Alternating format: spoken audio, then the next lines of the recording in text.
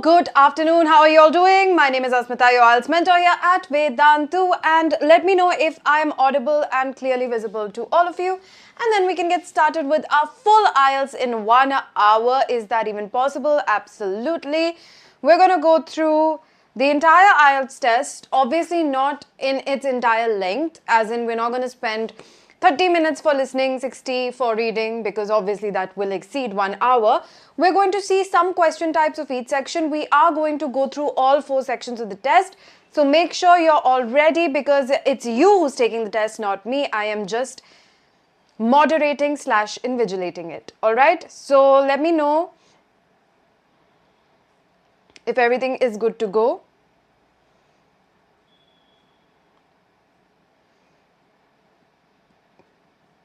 Quickly drop in your highs and hellos, and then we can get right to it. So while all of you are sort of joining in, a very important thing that I need to tell you, because I don't know how many of you have. If you have, drop me a thumbs up in the chat. But make sure that you do fill out this counseling form. It is powered by a Leverage Edu, and Vedantu is giving you full access to premium level career counseling for free, which is rare, which doesn't usually happen. I've never seen it happen in my own experience. So make sure that you are taking advantage of this opportunity, because hey, good things don't last that long. Hi Sayon, I'm absolutely fine. How are you doing? Sit down with your parents, figure out your budget, figure out your plans, fill out this form. You will be contacted by an expert soon. Make sure you do this ASAP so that you can get your study abroad journey started. And now we are going to start with the listening test. So quick refresher for all of you. There are 4 parts of the test, right? Listening, reading, writing, and speaking. We will start with the listening test. Usually what happens is that the listening test is divided into 4 parts, right? Well, you can't see that. All right. It's divided into 4 parts. And it's these 2 parts that are conversations, right? And these 2 parts are monologues, or a speech, that is a single person talking. Now, most of these parts have like similar question types. So usually you'll see something like for questions 1 to 5, you'll have same multiple choice questions. Then 6 to 8 will have sentence completion, sort of like that, right? So you have the same question type in chunks for every recording. Now, the thing is, we cannot do that. I am not chunking the question types because we have a lot of questions to go through. We're doing the complete IELTS test in 1 hour. And so what I am going to do is, I'm going to give you 2 or 3 or 4 to 5 different kinds of question types for each part. That is for listening and reading. So for listening, you're going to have, I think, 4 different question types. One could be MCQ, the other could be sentence completion, other could be match, stuff like that, for one recording. And now we don't have a recording. What's going to happen is I am going to read out the transcript. So I am your audio. You're going to listen to me, and you're going to answer questions accordingly. All right. So if you are ready to get started, give me a thumbs up and we can start the listening test. Quickly grab a piece of pen or paper. And so the thing is, it's not like a competitive exam where you have to get a high band to stand a better chance than the rest. IELTS is generally like a requirement that needs to be fulfilled. So it's more of like, okay, I got the minimum band that you require in order to get admission. So it's more like meeting a criteria, less like a competitive space where if I score a higher band than you, then my chances of getting admission are higher. But having said that, sometimes when there are clashing applications, there are 2 or 3 applications that seem pretty similar, and then there's nothing that's really standing apart in either of them, then a higher band score can definitely up your chances of getting in. So it does leave a good impression, but it's not like you got a band 7, so we are denying you admission. No, if the university requirement is a band 7 minimum, then band 7, 7.5, 8, regardless of what band you get, you are going to get admission because you are meeting the minimum requirement. Does that make sense? But you will have an edge, you will have higher chances, yeah, to make a good impression. You will be able to make a good impression. All right.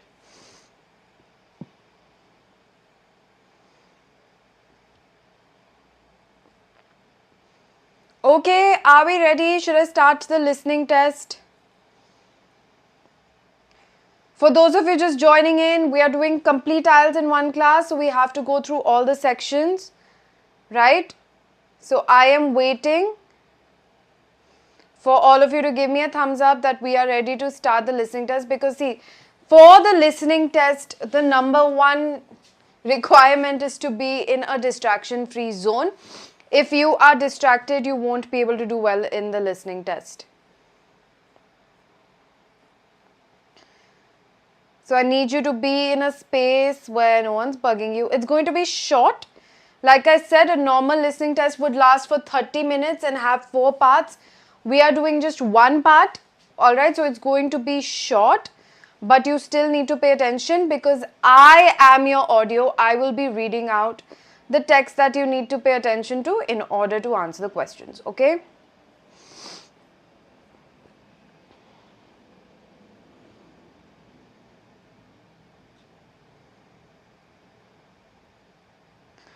Nag, Anirudh, you have a lot of resources available online for free, like Cambridge, IDP, British Council. Those are good enough to prepare for the IELTS. In case you want to purchase a book, then Cambridge has good resources. So you can trust the Cambridge resources blindly because they are the people who, in any case, make the test, right? Okay, so I am getting started. Before I read out the transcript, make sure that you are going through the questions really quickly. These are the questions. I'm going to stop at each question or each slide for around 15 seconds. So take a look at what you need to be answering and then I will move on to the next.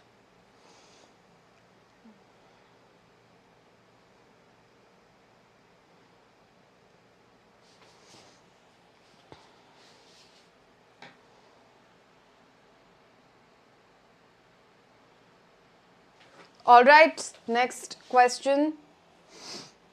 And I think that should be it for listening. Yes, that's it for listening.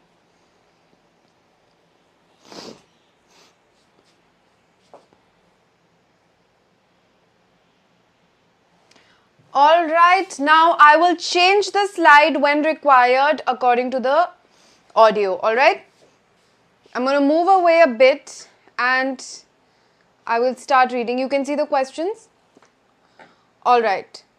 The reading test begins now. You will hear a university librarian giving a short talk to new students about how to use the library. Hello everyone and welcome to the University Library. I'm Sarah Mitchell, the Chief Librarian here. Whether you're studying sciences, humanities or business, you'll find this library useful in many ways. First, our opening hours. We are open from 8 a.m. to 10 p.m. on weekdays and from 10 a.m. to 6 p.m. on weekends. During exam periods, we extend that till midnight. Now, how to find resources. The best place to start is our online catalogue. You can search by title, author or subject. Don't forget, most textbooks are available as e-books too. Printing and photocopying are available on all floors. Just use your student ID to log in at any machine. The charge is 5 cents per page.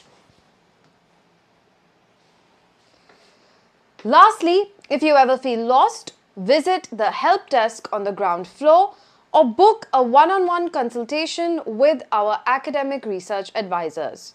Remember, using the library effectively can boost your grades. So don't be shy, ask questions. All right, that's the end of the listening test. Very short, very sweet. Let's quickly discuss the answers now to see if you got them right. What was the answer for the first question? What are the weekday opening hours of the library? This is an extremely common question type where you will be given two sets of times or two sets of prices for weekday and weekend, and also sometimes for public holidays. So you have to be very careful that you're listening to all three or to all two or all three timings, and then you answer accordingly. Why did you miss me, Satvik? Where did I go?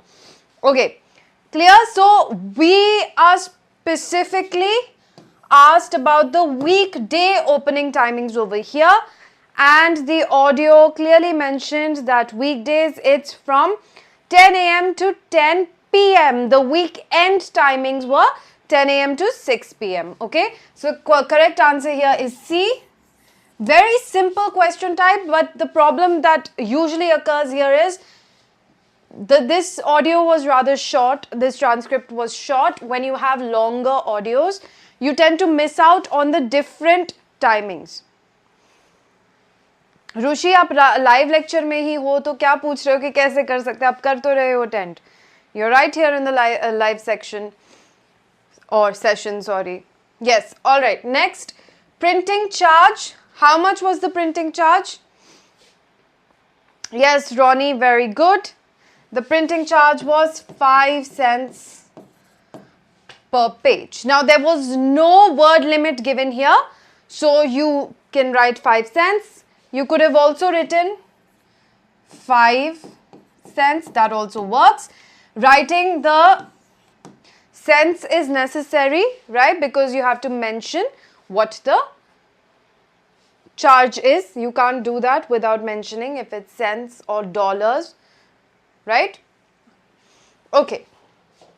Next was a match question. You have to match the feature with its location, right? So here we have 4 options but only 2 questions. So obviously 2 are going to be incorrect. Here it asked you where the help desk was situated and then where could you photocopy materials. Now photocopying was mentioned earlier, so if you missed out on it or if you didn't pay attention, you might have gotten confused here. Now the thing is, that's why I showed you the questions in advance, so you can see that, okay, these are the sort of things that I need to look out for. And even if you did not, because when I mentioned where photocopying happens, we were on this slide. And then later I moved on to this slide. The reason for that was the photocopying was mentioned before the printing charge. And you had to write down the printing charge over here. Correct? That's why after this, I moved on to the next slide. So if you missed out on that information or if you didn't note it down, that's okay. This won't happen in the actual test because in the actual test, it'll be a computer screen or a piece of paper. All the information will be in front of you. There is no changing of slides. There you're not dependent on me to change the slide. So if you missed out on this answer right now, that's completely okay. You won't miss out on it in the actual test. Still, what was the answer? Okay, Sion says 3 was B. Wait, what? What are you answering? 3 is equal to B. What is 1 and what is 2? You have to give me the answer like this. 1, 2. So the help desk specifically was situated in which floor? This was clearly mentioned. Which floor was the help desk situated in?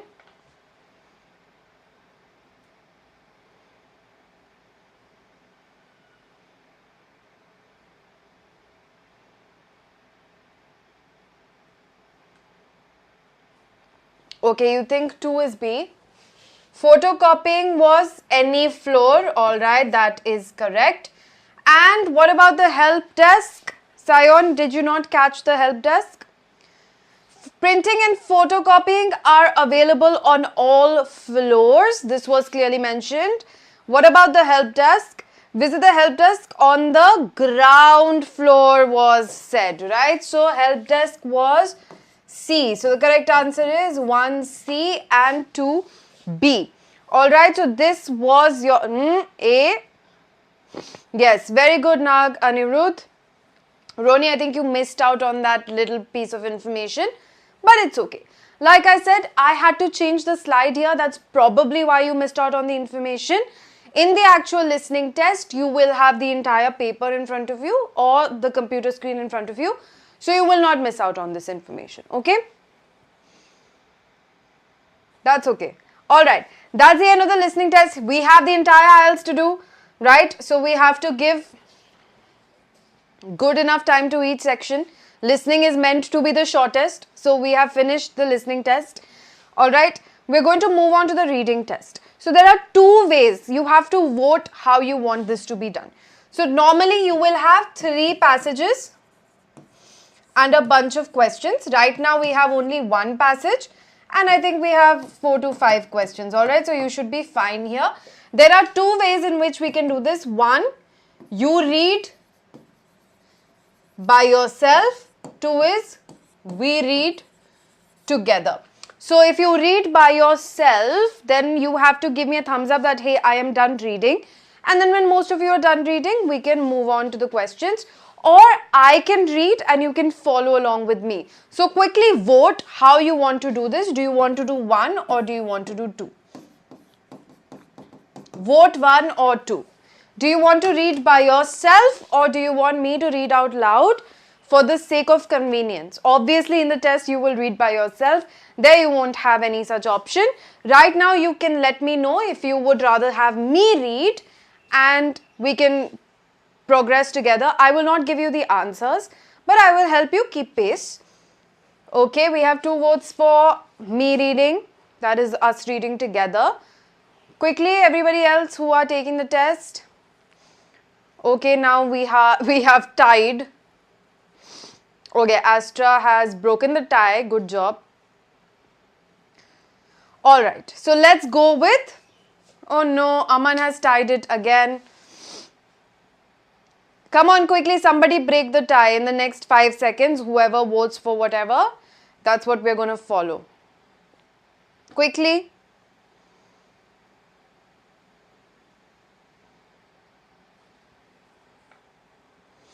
Astra, you've already voted. So smart. I will only count your vote once. No cheating while voting. We're a democracy.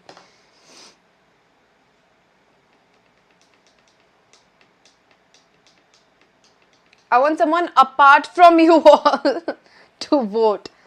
What kind of memory do you think I have? You think I've already forgotten who voted for what? I want someone new to vote quickly. Somebody who is sitting silently and not participating.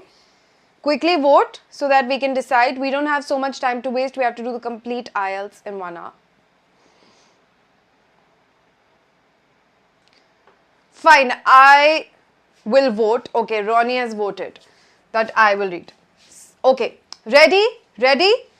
What we are going to do is quickly take a look at the questions. Quickly take a look at the questions. I'm giving you 10 seconds per slide to look at the questions and then I will read. You now, for better or for worse, you have to read at my pace and then answer these questions. First one is a true false not given. Second is match with paragraph. So match information with the paragraph. 10 seconds, quickly read this.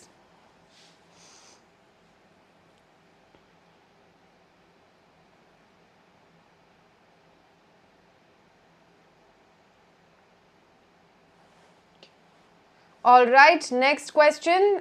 It is sentence completion and short answer. Make sure you're paying attention to the word limit for sentence completion. 10 seconds, go through the question.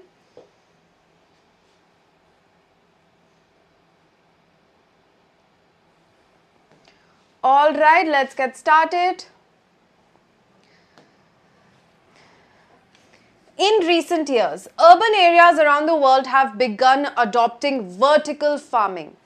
a method of growing crops in stacked layers or tall buildings, often using hydroponics or aeroponics.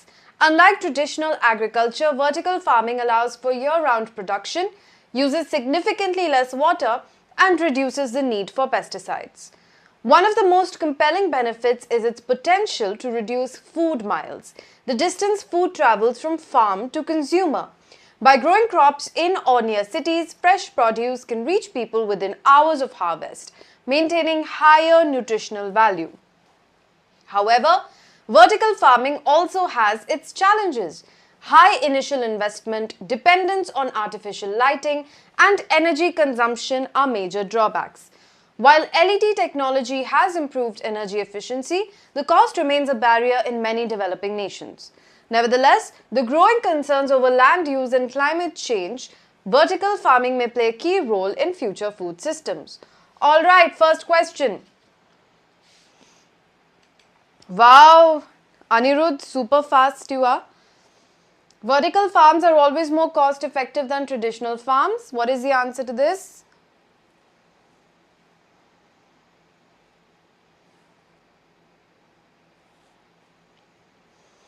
Anirudh says false. What about the rest? If Anirudh is right, then Anirudh will get claps. Others, do you agree? Do you disagree? Sion says true.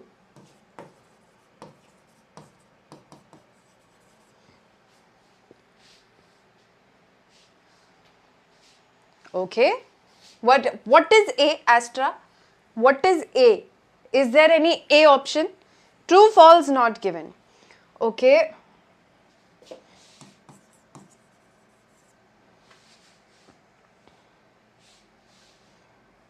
Okay, Astra is saying false or true. You changed your answer. Harsh. Anybody else? Aman.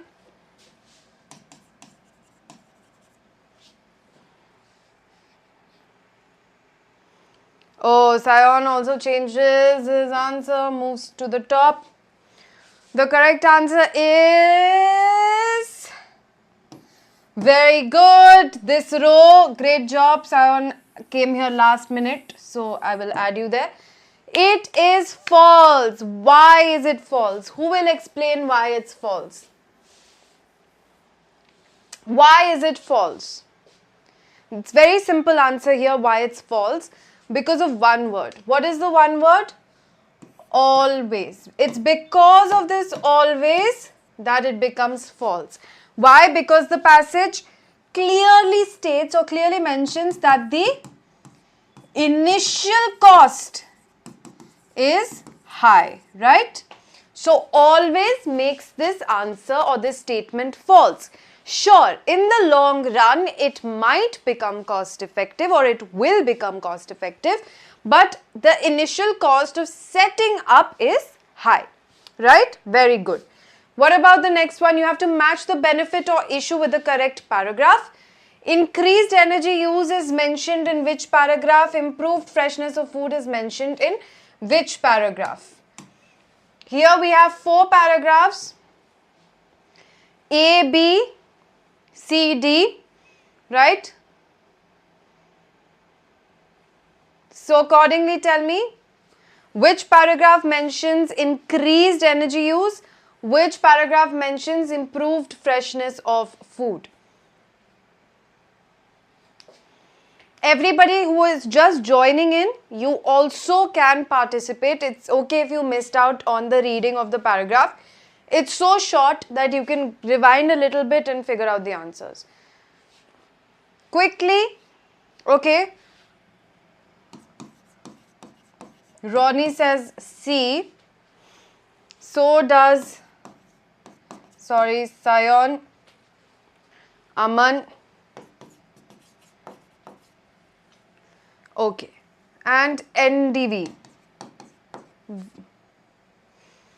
Very good. Let's go to C. However, vertical farming has its challenges. Over here, energy consumption is mentioned as a challenge. So, clearly, the answer here has to be C. Next, improved freshness of food. Hi, hello. Improved freshness of food. Where is it mentioned?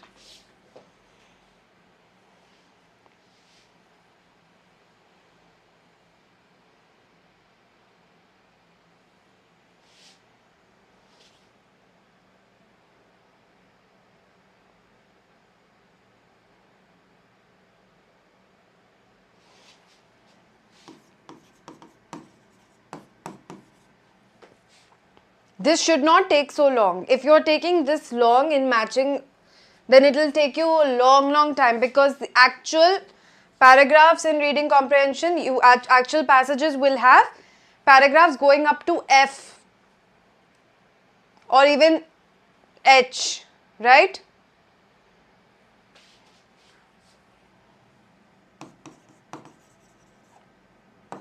So a good trick for this is, when you know that you have matching the paragraph questions, right? What you can do is, when you are reading the passage, there you can take notes. For example, read this. One of the most compelling benefits is its potential to reduce food miles, the distance food travels from farm to consumer.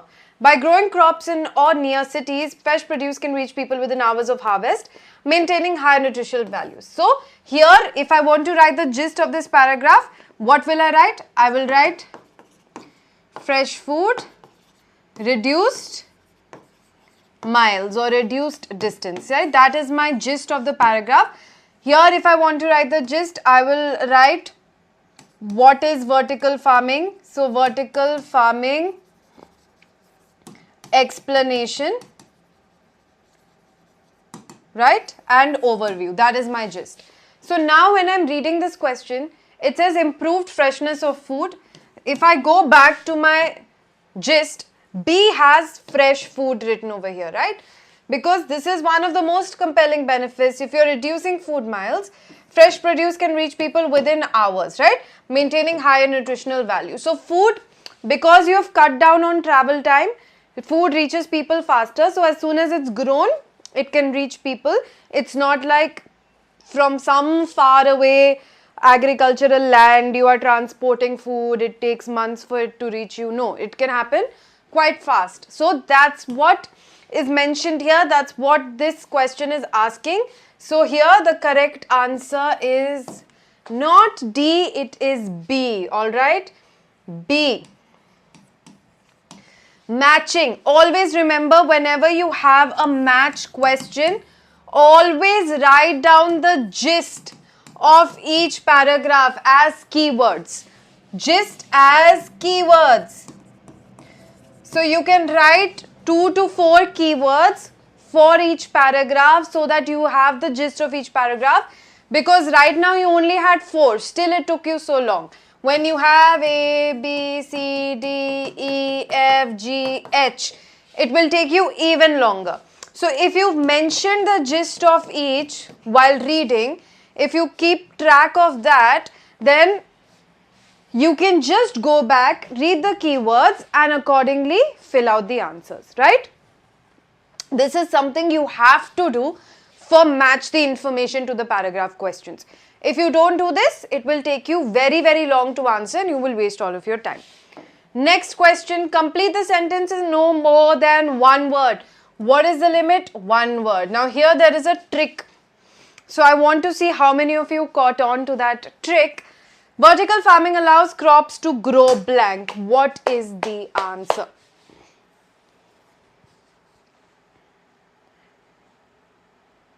Quickly tell me. If you are unable to tell me, I'll give you a hint. But it's a very important thing that I'm trying to teach you through this particular question, that you need to keep in mind always in reading comprehension, especially where there is word limit. There is one, okay, Sion says faster.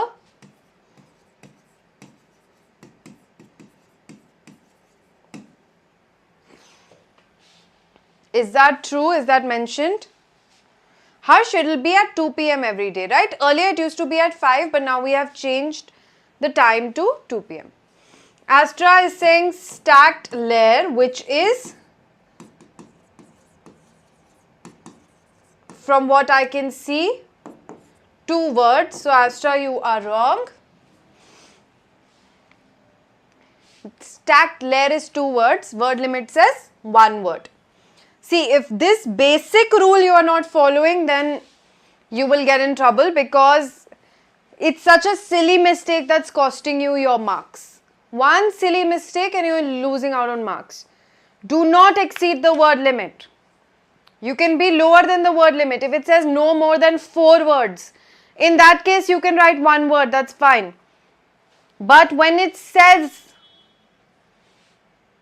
no more than 1 word and you write even 1.5 word, you will not get marks. Okay, let's go to this right here where it explains vertical farming.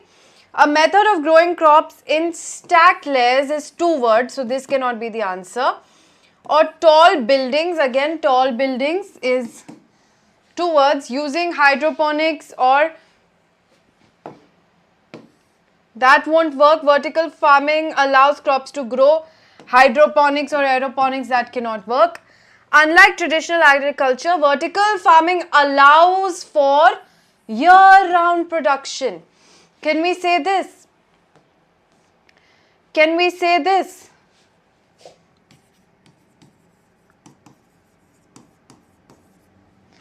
Sayo, nowhere does it say that it allows them to grow faster. It says in stacked layers, tall buildings, hydroponics, aeroponics, year-round production. Now you will say it says 1 word.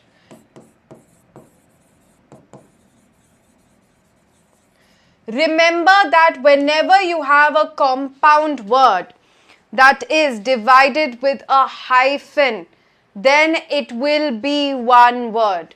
Compound words are 1 word. I'm just going to write that down for you.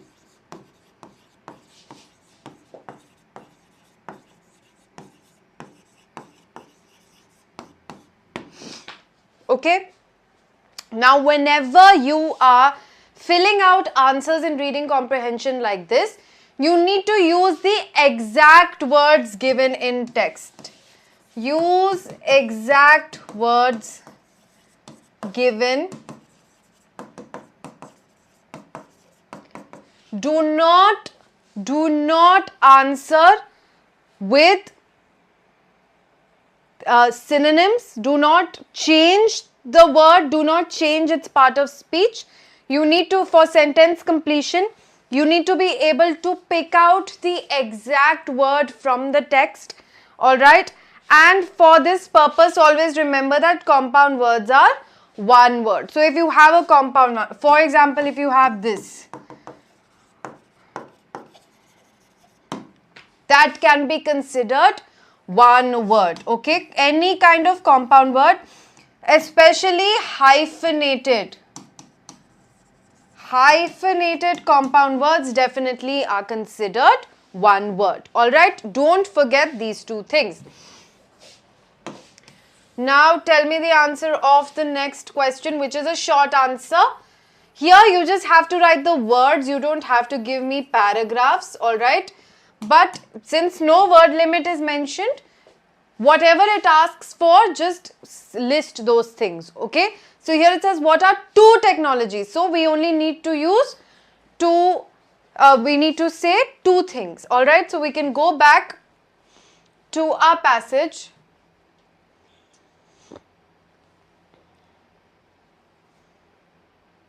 And clearly over here the 2 things are mentioned, hydroponics and aeroponics. Alright. Now you are saying LED farming. You have jumped to this. Now see here,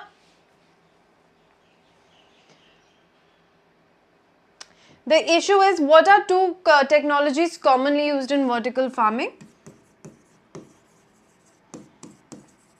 Both of these were listed together, right? Both of these were listed together. So it makes more sense to say them together, but because LED lighting has also been listed as a technology that is used in vertical farming, that can also be a correct answer here. That's fine. Alright, you just have to list 2. Harsh, to get free counseling, all you need to do is go to the description. You will see a form, study abroad admission counseling form. It's the first form that's been linked. Okay, if you want to do engineering, you fill out that form. Medical, you fill out that form. If there's something else you want to do, you can also fill out those details in the form. That's also fine.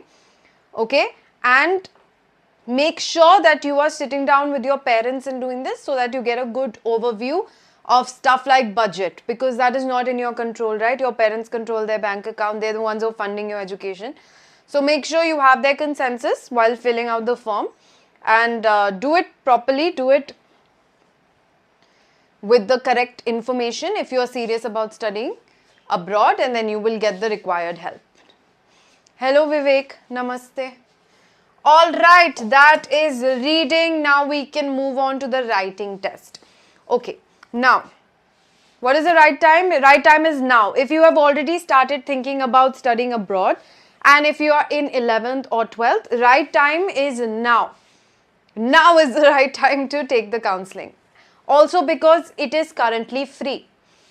And this kind of counseling usually costs a lot of money. So if you are able to take it now, then you are getting double benefit. You are starting on time, so you have more time to prepare and figure out what you need to do.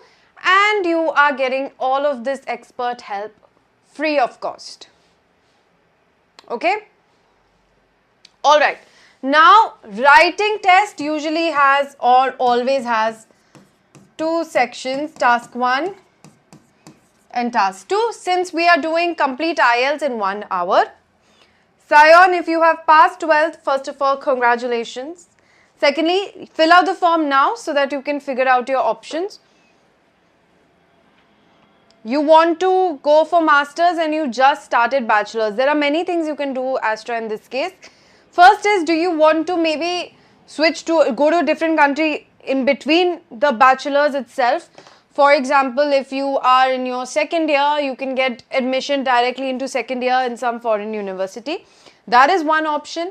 If you want to do masters, then again you can chart out your plan right now with your admission counselor, and you can figure out the kind of grades that you need to get into certain programs, the exams that you need to start preparing for. You might have to take some sort of entrance exams, so you can start preparing for them also right away, because masters becomes more difficult, it becomes more subject specific, so you will have to study harder, right? So if you fill out the form, then you will be able to do all of these things along with your counselor.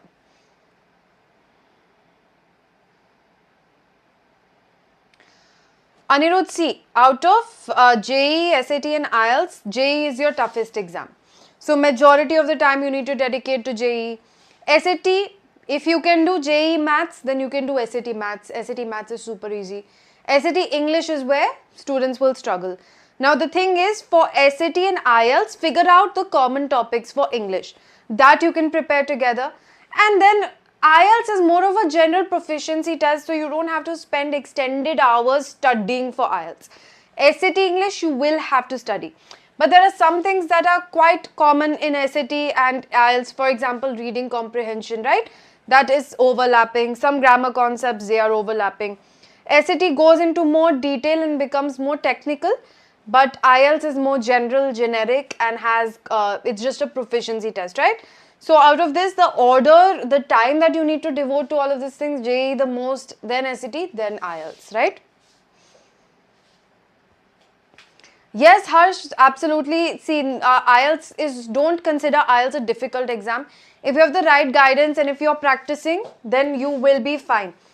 If you are spending this 1 hour with me and you're preparing for the IELTS, then also you're fine. You don't have to study for 6-7 hours like you do for NEET or JEE. That's not required for these tests, right? And pointed, specific, correct practice will help you crack these tests, which is what, for IELTS at least, I'm helping you out with, alright? Cybro, these are the exact kind of questions that an admissions counselor will answer properly, right? I as a teacher want you to get into every university, so I will say yes, obviously you will get in. I want to motivate you, but a realistic picture based on your specific application, only an admissions counselor can help you figure that out. All right.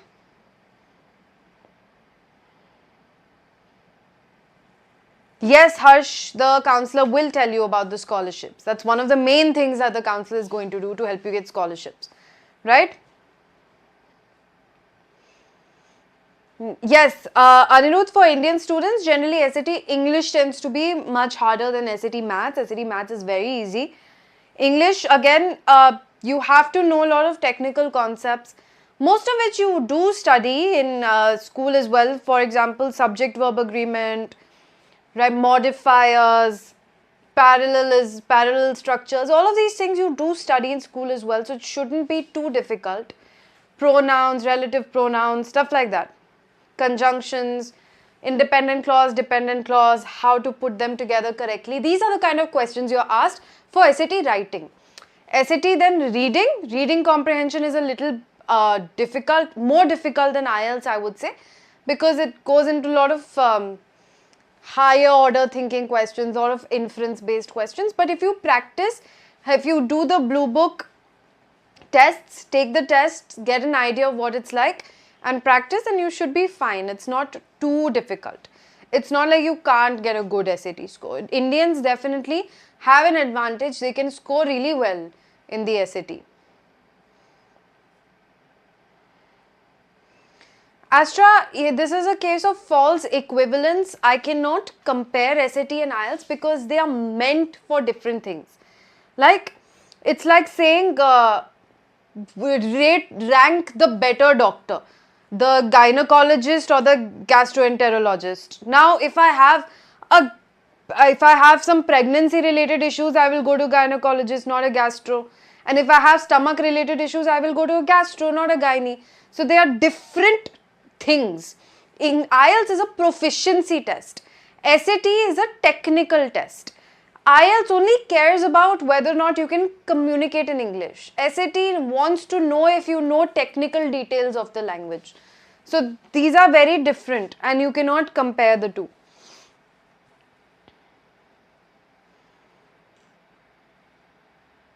Sion, see, you don't have to drop your bachelor's, and that's not a decision I can take for you.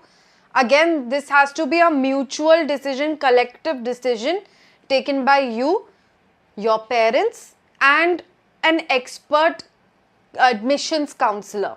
All of these people will help you figure out what the best way forward is, because if I give you some random generic advice, I don't know anything about your life to be able to guide you, right? You need to take a lot of things into consideration before you can take such a major decision.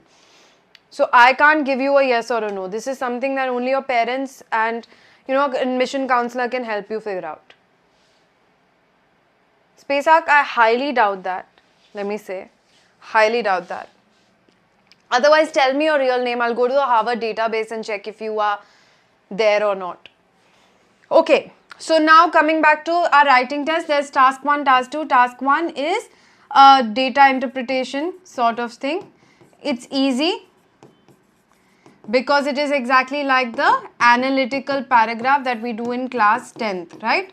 So because this is considered easy, generally people are able to do it. I am going to only focus on tasks. Now I know that you cannot write a 250-word essay and send it to me on the YouTube chat. Okay, so how we are going to go about this session is,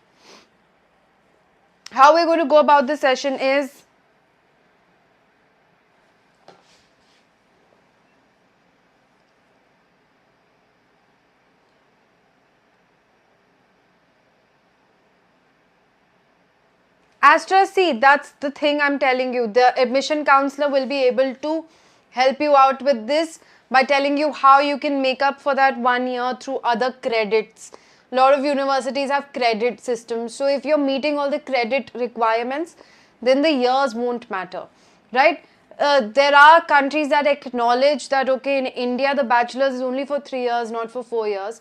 So they will take into consideration that you're coming from India. So all of these nitty-gritties, only an admissions counselor will be able to help you out with.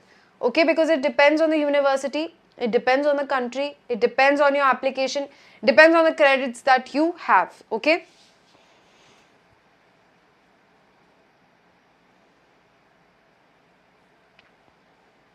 Aman, absolutely, why not? See, get out of this mindset that if I have taken bio, I cannot do maths related things. Or if I've taken maths, then I don't care about bio or economics or even social sciences for that matter. Is my voice breaking for everybody or is my voice breaking only for Ronnie? Please let me know if my voice is breaking, guys. So please see, education abroad does not work like it does in India. So in India, we're sticklers when it comes to you can only do this or you can only do that. That's not the case abroad. You can study whatever you want. You can, as a science major, also study languages. You can also study music. You can study theatre. You can study dance. Right? So avenues are open in all directions. It's not like India where after 10th, if you're doing science, you're only doing science, and even in that you can either do bio or maths, you can't do both. It's not rigid like that. So keep your mind open. If you can study biology, then are you not smart enough to study machine learning and AI? Don't you realize AI is based on our brains? Artificial intelligence is based on human intelligence, and a student of biology understands the human brain. So as somebody who can understand the human brain, are you not capable of understanding the artificial intelligence? Do you know that the car engine is modeled on the human heart? Everything we know machine-wise is inspired by and based off of the human body, because that's the one machine that nature has given us that we truly can't go to the genesis of. We can't figure out who came up with this or how. That again goes into the philosophical and existential realm of who created us, or did someone create us, or are we a process of evolution, yada yada yada. But our number one inspiration to create any kind of machine around us has always been our own bodies. So if you have the capacity of understanding your own body, do you not have the capacity of understanding machines? So what kind of a question is this? Don't think about these things. Can I do this? Can I do that? I know people, don't you know engineers who have become stand-up comedians? Don't you know doctors who have become singers? You can have multiple talents. The human brain does not work on one track. If you're good at mathematics, you can also be good at languages. If you're good at languages, you can also be really gifted when it comes to economics or statistics.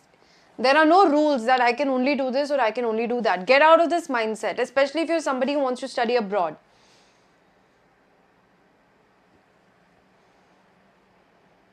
Aman, so you can find universities that don't do that, or in your bachelor's, you can, see that's the problem with the Indian education system. That's what I'm telling you. I studied, I did my 11th and 12th from the United States, and over there I had to study everything, right? But in India, what happens is, right after 10th, most people drop mathematics if they want to do NEET or medicine. And the drawback of that is, can you imagine that all over the world, everybody knows calculus, except Indian students who have not taken maths in 11th and 12th. So you have not taken maths in 11th and 12th, you can become a doctor, but you don't know basic calculus. Does that make any sense? Everybody around the world knows the mole concept, except for Indians who did not take science. So if after 10th you decided to take commerce or humanities, you don't know basic mole concept, which everybody around the world knows. This is basic science and maths that's not being taught to our students for some reason in India, and this is the fault of the education system. Thankfully, what we can do is, if there is a maths requirement, maybe you can take that subject. You can offer to take the prerequisite maths classes required as extra credit in the university that you're going to, right? So these are the kind of things that it can be figured out upon talking to the university, being in touch with them, having a counselor who can help you navigate these things, right?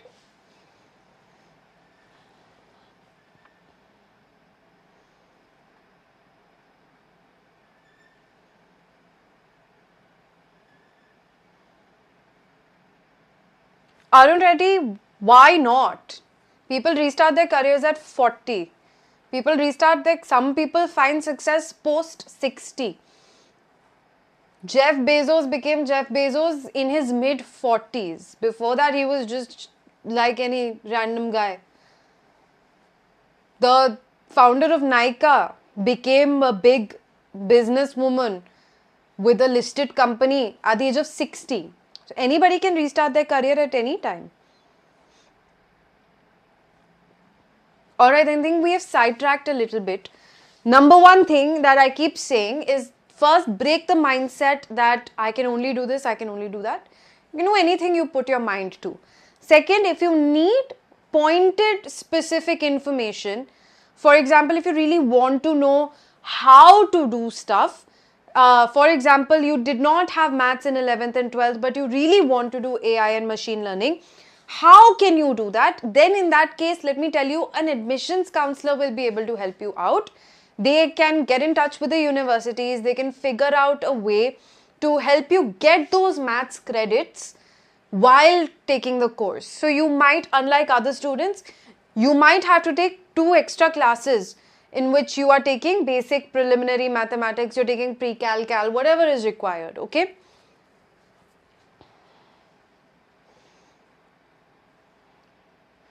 Aman, absolutely. It's just a matter of figuring out how to get the missing credits. See, universities abroad, especially for America, because I studied there, I know a bit more about their education system. It does not work on how many years you've done something for. It works on credit, right? So, for example, if you need 3 credits for a particular science class, you can take 3 science classes and get those 3 credits, right? Similarly, if you need 4 credits for maths, maybe algebra, geometry, the way they divide maths there is algebra, geometry, pre-calculus and calculus. So if you need all of these credits, if you have gotten the credits for algebra and geometry, but you're missing the credits for pre-calculus and calculus, then maybe you can take a pre-calculus and calculus class and get those credits. So it's all about getting the credits. It doesn't matter when, right? When is not a problem. It's just that you have to do it and you have to figure out a way to be able to do it alongside your course. What? Oh, now in Apar ID you get these credits. That's good because we're now adopting this system because it's a good functional system that works for most countries, right? For example, when I moved from India to America, I've moved twice. I've gone back and forth a bunch of times.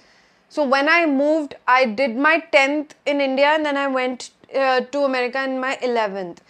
And so in 11th, I was able to get all my basic science credits except for physics. So then I had to take an extra physics class. I was able to get my chemistry and biology credit.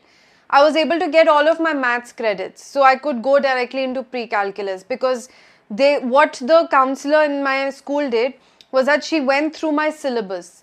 So everything that I had studied 9th onwards, because high school there is from 9th to 12th, everything that I had studied 9th onwards, she took a look at that and she was like, okay, you have covered this, you have covered this, you have covered this. That means you have gotten all of these credits and so you can jump directly into these classes.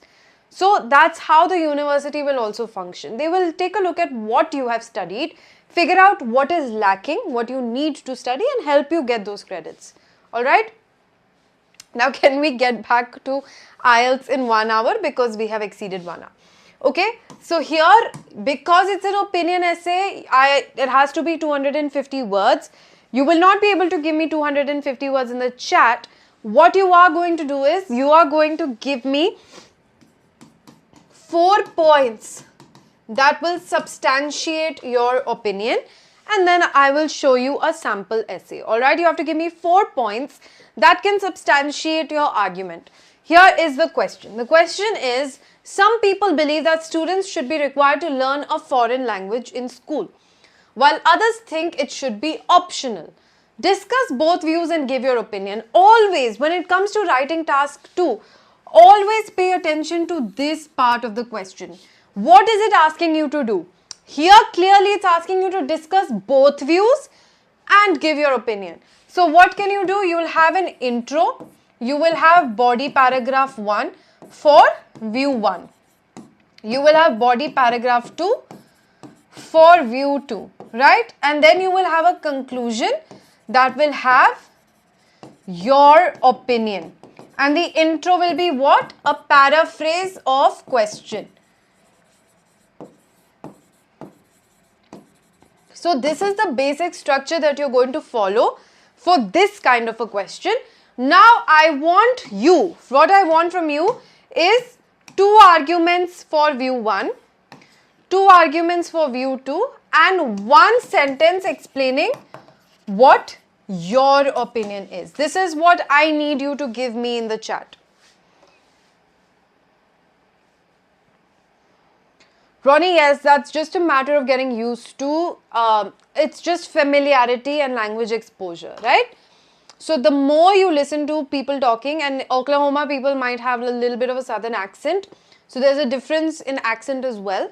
Just listen to people from that area.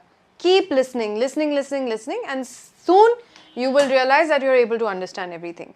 Alright, quickly everybody, 2 for view 1, 2 for view 2, and 1 sentence giving your opinion.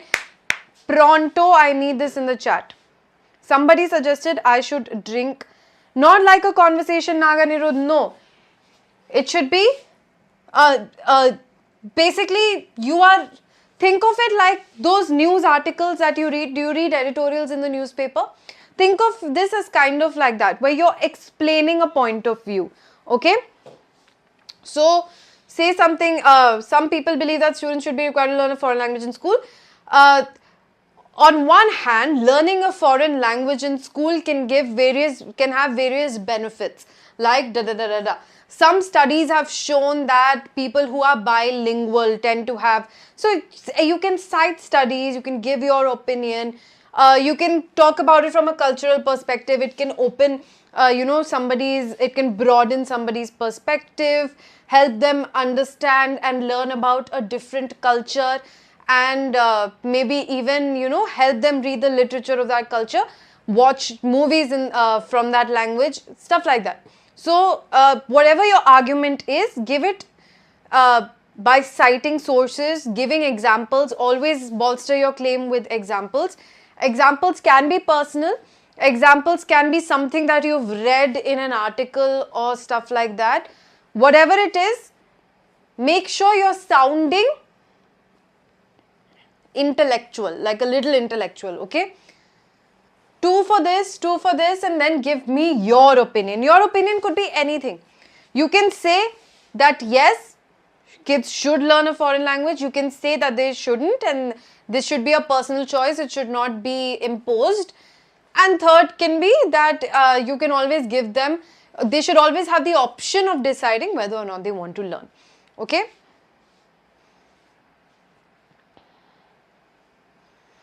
Astra, see, you will never get a question where you have to discuss both views if one view is less popular than the other. You will only get discuss both views questions if both views have good enough claims or good enough arguments.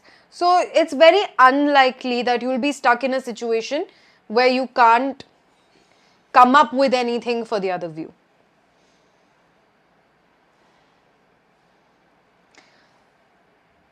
No, Astra, don't write fake dates or articles. Nobody expects you to remember dates from memory. Nobody cites sources from memory. When people are writing articles, they have everything open on the side and they look and they cite. Here, you don't have any kind of resource material. So, whatever you're doing, you have to do from memory, which is fine. Do it from memory, but don't make up fake dates. Everybody understands that you can't remember exactly on which date the article was published. So you can sort of just write that in so-and-so article, or an article in Wall Street Journal, or whatever newspaper or whatever website that you read it on. Alright? Yes, Gankrit, I've given you the template. The template is this. You don't have to use it right now. I just want you to give me 2 arguments for view 1, 2 arguments for view 2, and 1 line stating your opinion. Aman has done it. Most people think that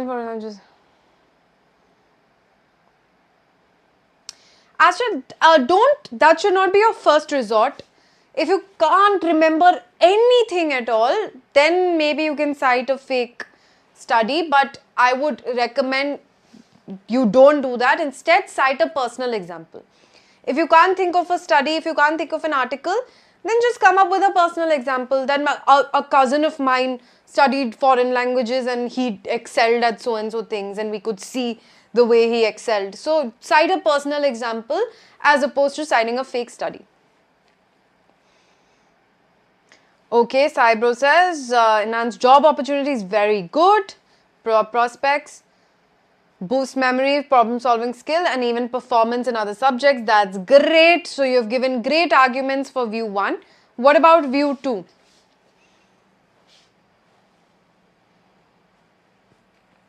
Should it be optional? Should you leave the choice? Now, here, see, it's very important for you to clearly state whether it should be mandatory or optional. When you are citing the benefits of something, you are saying that, hey, it's good, but then this is the reason why it's good. That still doesn't mean it should be mandatory. For example, we can't say that let's make studying maths optional in schools, right? Because that's required. That's a basic life skill, right? That's a foundation of your education. Similarly, here the argument is whether foreign language should be required. That is, you cannot take it away. Everybody needs to study it, or should it be left upon the child and their parents to decide whether or not they need to study an optional language or a foreign language. Astra, on one hand, on the other hand. So, when you're giving view 1, you can start with on one hand. Then when you move on to view 2, say on the other hand. And so, what you can do is, you can say while.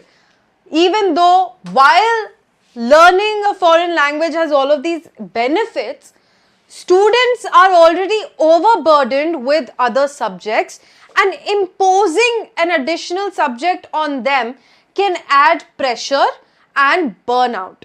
So, instead of forcing them to study, especially forcing the weaker students who are unable to keep up with their existing subjects, we can always make it optional. We can make parents and children aware of all the benefits, but then we can make it optional. Only if the child can take the additional pressure of studying an additional subject, and only if the child is capable of that, only then should we let them study. It should not be imposed. It should not be made compulsory or mandatory. This is an argument you can give for view 2. If you're struggling with what to say when it comes to view 2, you can say this, right?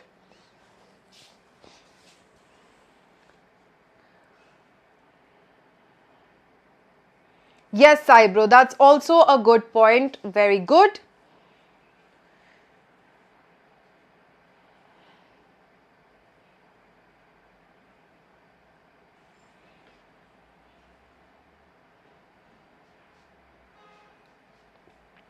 Great job.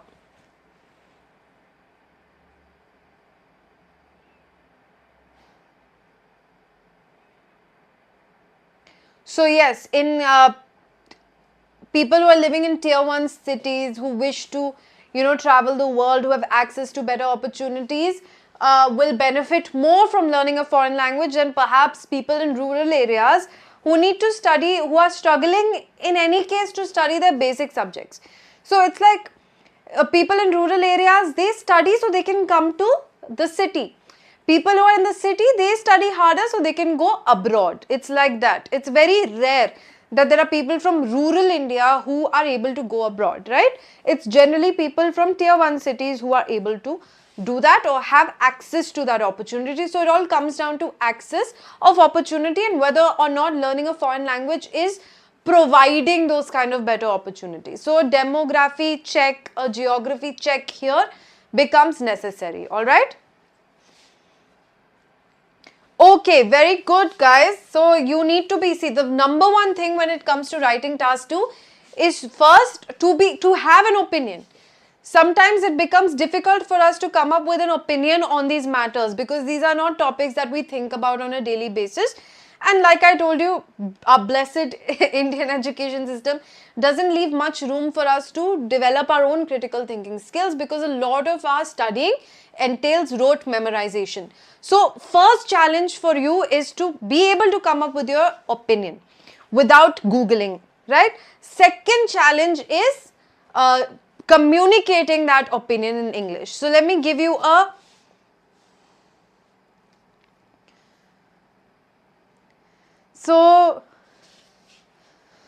Sushantman, from what, if you can, even online, if you go through some videos and research, Duolingo has been getting a lot of flack recently because they have, the way they have integrated AI into their language teaching models has really sort of, it's not as effective as it should be. Let's just say that. And a lot of teachers, especially foreign language teachers, are criticizing Duolingo that the thing is it doesn't help you achieve mastery over a language. It just gives you very basic foundational level of insight which you can get otherwise also. So if you are serious about learning a language, I would always 100% recommend getting admission into a certified course, right, where an actual teacher is teaching you in it should not be self-paced, it should not be something that is gamified. I feel if you're serious about learning a language, it should be a class, it should be done by a certified coaching center or institute with certified teachers, and the course should have exams which further give you certification as to what level you have reached, right? So I won't suggest Duolingo if you are serious about learning a language. If just for fun you want to pick up a language and play a game at the same time, then Duolingo works. Sushantam, see, first I will recommend you watch, sorry if I'm saying your name wrong, Sushantman, if you want, first thing is to get an overview. So get all the facts about IELTS right, watch all the overview videos, what IELTS is, how to crack it. Not too much time, that should take up like maybe 1 hour of your time. They're 20 minute long videos. Once you have a basic idea, then watch a full IELTS video. After you've watched a full IELTS video, then focus on each individual test. Listening comprehension solve, reading comprehension solve, speaking solve. So that's the order that you need to follow. Cybro, see, again, if you are doing a course on Udemy, it's self-paced. You are not getting certified, right? It's just, that's when you're learning a language for the joy of learning it or because you feel like learning it. If you want credits, if you want certification, if you want results, if you want discipline, then for example, if you want to learn German, you will go get admission in Max Muller or something like that, or any other certified course that has an actual teacher who's teaching you. There are exams that you have to take, and then there is a certification that you will receive in return that this person has achieved this level of proficiency in this language. All right. Astra, from home, you need to have a very secure internet connection. You will be proctored. So it's not like a lot of people think, oh, IELTS from home means we can do cheating. You can't do cheating. You will share your screen. You will share your webcam. There will be multiple people who will be supervising you on your computer itself. Okay, so you can't cheat. You won't be able to cheat in IELTS home either. If you have a secure connection and if you have the ability to take it from home, then why not? But I feel personally, if for taking a test, you should always go to a center. It adds that level of seriousness. It gets you out of your comfort zone and you will take it more seriously. If you're doing it from home, then you'll be like, I just have to get up and go. I have a test. But if you have to physically get ready and go somewhere, then generally you will take it a bit more seriously. Now I have to cough. So I'm going to mute myself and show you a sample answer, okay?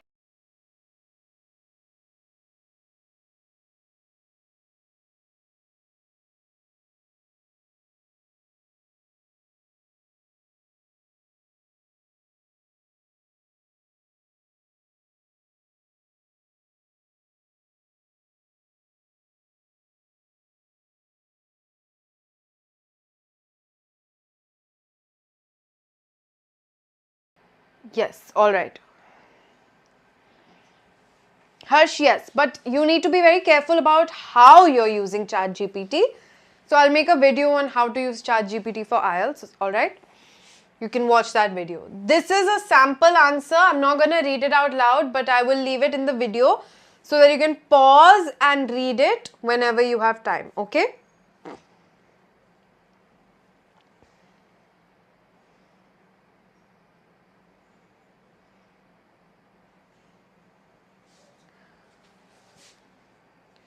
Cybro, yes, but it's not a group discussion, it's writing. So, very different. Yes, you have to come up with an opinion, but in this case, you're not countering somebody else's opinion.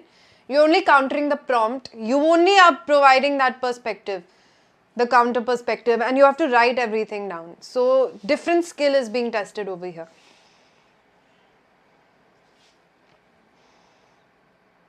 So Shyantman, first of all, let me tell you, do not learn so many languages just because you want to increase your job prospects. You are going to unnecessarily put a lot of pressure on yourself. Make sure you have some free time to chill also. And if you wish to figure out which language you should study in terms of job prospects, then first you need to figure out what are the countries where you would be willing to go and live in. Then look at global trends. So you can always, like there was a boom in Chinese learning because Chinese became one of the most lucrative languages in the world. So look at global trends, see what's happening. But when it comes to language, there always needs to be an element of interest. If you're not interested in the culture, if you're not interested in the language, you won't be able to stick to it. So don't study just because one language will give you better job opportunities. Make sure you're studying a language that you are interested in.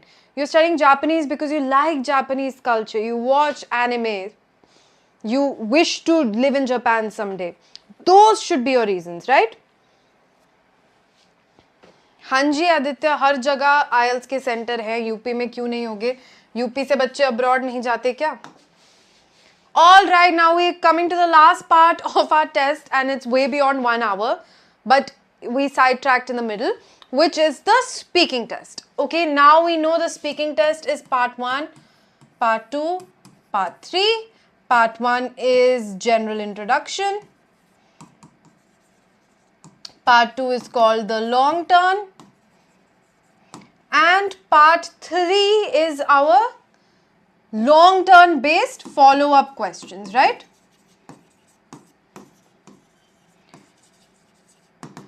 Part 3 is generally considered difficult. Part 2 you have to speak for 1 to 2 minutes. And part 1 is generally where candidates are nervous because it's the first part of the speaking test, right?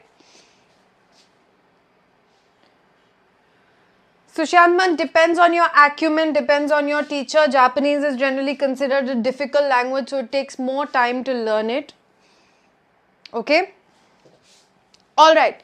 Part 1 question. What do you usually do on the weekends? Quickly give me a part 1 answer fast. We have to wrap this up in the next 5 to 10 minutes. So quickly I need answers from you. What do you usually do on the weekends?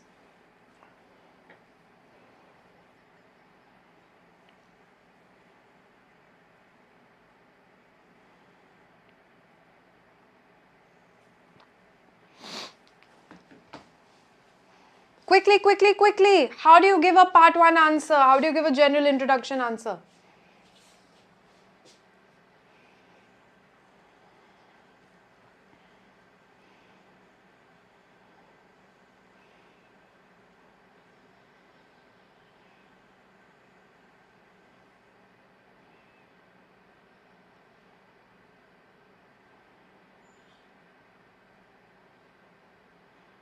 That's what you're doing, Astra. What else are you doing? Aditya, is this how you will answer? You will get band 1. That too if the examiner is feeling generous. Otherwise, band 0 for you. What is this? Giving time to family. Is that how you will answer for part 1? Form a complete answer. पूरा answer बना के दो, कैसे बोलोगे?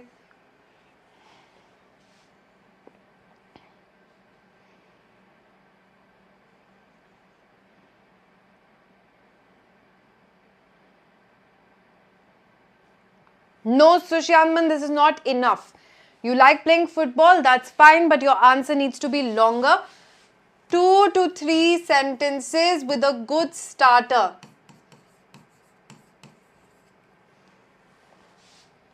And good vocabulary, weekend related vocabulary. What are the kind of things that people generally do on the weekend? Unwind, relax, recharge, right? So use that kind of vocabulary to formulate your answer. So what are these things, Harsh? The things you're doing are recreational activities, right? Recreational activities. Use that kind of vocabulary. So Saibro, if you're sleeping, what are you doing? You are recharging. Recharge. Okay? If you use topic specific vocabulary, that will greatly enhance your score. For all those of you who are new and are not aware of this, then make sure you watch the videos where I explain topic specific vocabulary for IELTS speaking, because this will become a major criteria in 2025. Examiners will be focusing on this, so make sure. Yes, okay, you pursue your hobbies on weekend. Aliet, what is your hobby? Hi Aliet, you've joined us at the end of the session today.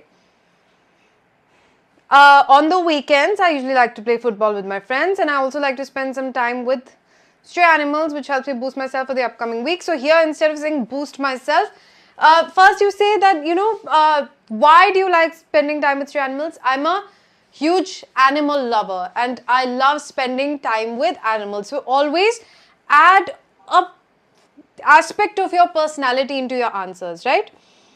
And then you have to explain. See, not all countries have stray dogs. It's not normal for all countries, especially first world countries, to have stray animals. So you also have to explain that in India, we have a lot of stray animals that are usually friendly. And so I like to spend time with those stray dogs. Explain all of these cultural things that happen in your country, right? Saibro, that will take time.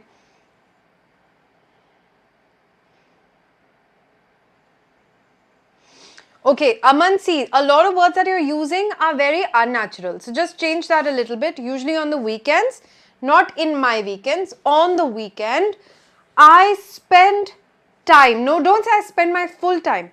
I spend a good amount of time upskilling and pursuing my hobbies, right? I also devote a certain amount of time to study because I am in such a phase in my life where I need to study a lot. Apart from this, I do leave some time for doing things that, or doing recreational things or things that help me relax and unwind, right? So that's how you can frame your answer for it to sound more natural, right? 3 things that you need to keep in mind. Make less grammar mistakes. Number 2, vocabulary. And number 3, whatever you are saying, it should sound natural. All right? Okay. Oops. Part 2. Describe a time when you gave someone a piece of advice. What you should say, who you gave it to, what the advice was, why you gave it, and explain how they reacted. Okay. Now part 2 is the long turn. Right? What that means is you have to speak. Astra, I will explain this in detail. I have in the past as well, but we'll take it up in another class. Otherwise, we won't be able to finish this class. Okay. So here in the long turn, you have to speak for 1 to 2 minutes. You will get 1 minute prep time. So obviously, I can't expect a full response from you right now in the chat. Okay. So what I want is, I want a response for this in the comments. So this is your homework activity. You have to talk about a time when you gave someone a piece of advice. It could be anything. It could be a funny story where maybe your piece of advice backfired. Maybe it could be about a time where the advice you gave really helped someone and solidified your friendship or relationship. Okay. Yes, Aman. So we are having a grammar session on Saturday, I believe. Saturday is going to be fixing common grammatical mistakes and learning concepts. So make sure you join that class so that you are able to clear out some of your grammar concepts. Okay.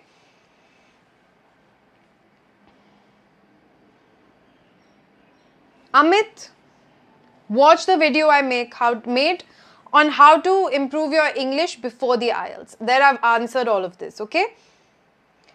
Aryan, it's 2 p.m. every day.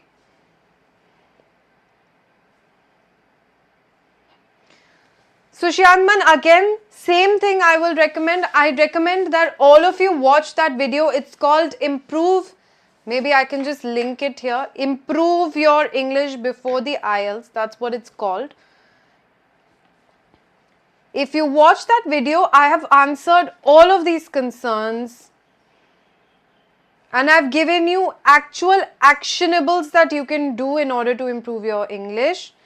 This is not just some weird, vague advice that, do this. I've given you daily tasks that you have to do so that you can get better. One second, let me just find that video.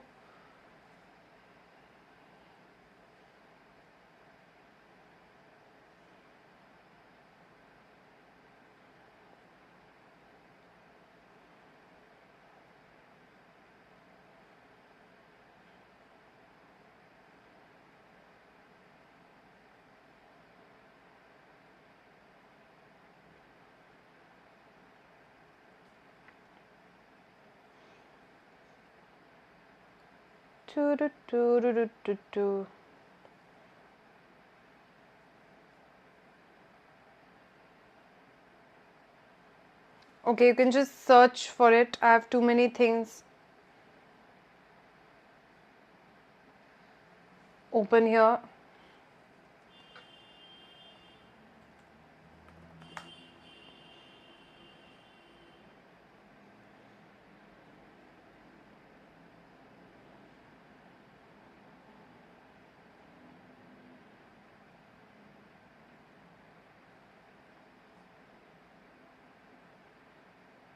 Okay, I'll have that session linked in the comments of this video.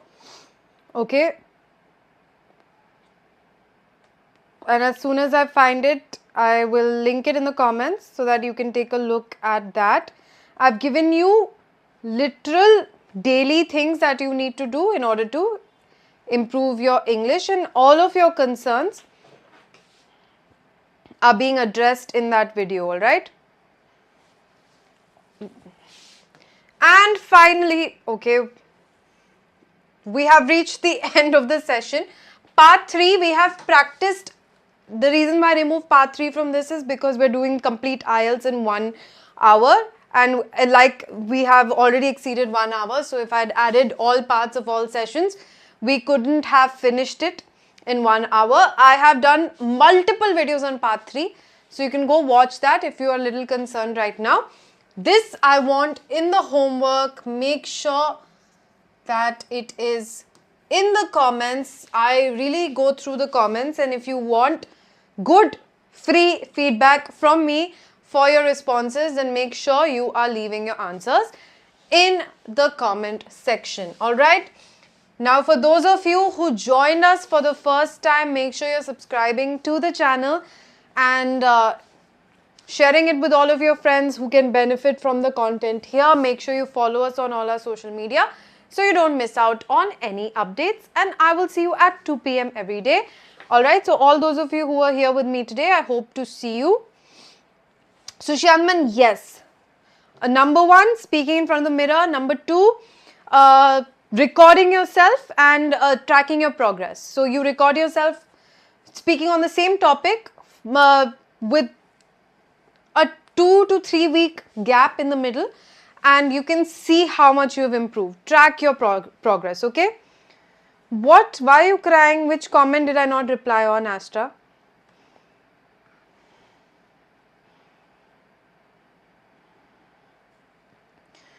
Exit. I have answered this question in the reading video. Please watch that full reading. There were 2 reading videos. One that came out yesterday where we're solving a reading live. I've answered this question in that video. And you can find a small 10-minute reading hacks video. In that also I've answered this question, okay? Alright, take care everybody. I will see you. Yes, Aryan, try and find me if you can, okay? And I will see you tomorrow. Take care everybody. Bye-bye.